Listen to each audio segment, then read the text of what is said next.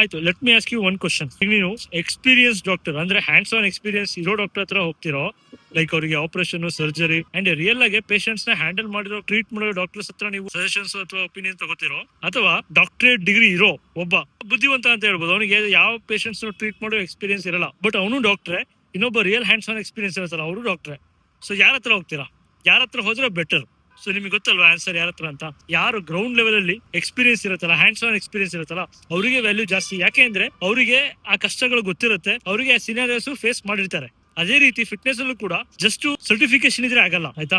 And ಸುಮ್ನೆ ಒಂದು competition win ಆದ ತಕ್ಷಣ ಎಲ್ಲ ಕೋಚ್ ಆಗೋದಕ್ಕೂ ಆಗಲ್ಲ. ಅದಕ್ಕೆ ಆದಂತ ಒಂದು ಗ್ರೌಂಡ್ ವರ್ಕ್ ಮಾಡಿರ್ಬೇಕು, ಹೋಮ್ ವರ್ಕ್ ಮಾಡಿರ್ಬೇಕು, ಅಪ್ಸ್ ಅಂಡ್ ಡೌನ್ ಎಲ್ಲ ಗೊತ್ತಿರಬೇಕು ಅವರಿಗೆ. ಡಿಫ್ರೆಂಟ್ ಏಜ್ ಗ್ರೂಪ್ ಅಲ್ಲಿ ಡಿಫ್ರೆಂಟ್ ರೆಸ್ಪಾನ್ಸಸ್ ಸಿಗುತ್ತೆ ಕ್ಲೈಂಟ್ಸ್ ಗೆ. ಸೊ ಇದೆಲ್ಲದು ಗೊತ್ತಿದ್ರೆ ಮಾತ್ರ ಒಬ್ಬ ಪ್ರಾಪರ್ ಆಗಿ ಕೋಚ್ ಮಾಡಬಹುದು ಜನನ.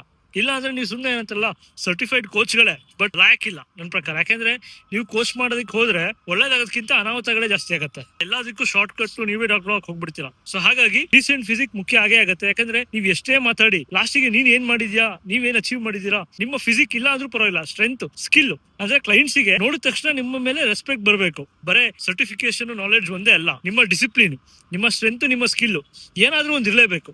ಫಿಸಿಕ್ಸ್ ಅಂಡ್ ಸ್ಕಿಲ್ ಇವ್ ಮೂರಲ್ಲಿ ಏನೂ ಇಲ್ಲ ಅಂದ್ರೆ ಡೆಫಿನೆಟ್ಲಿ ನೀವು ಮಾರ್ಕೆಟ್ ಅಲ್ಲಿ ಸ್ಕೇಲ್ ಆಗಲ್ಲ, ಸಸ್ಟೈನ್ ಆಗಲ್ಲ.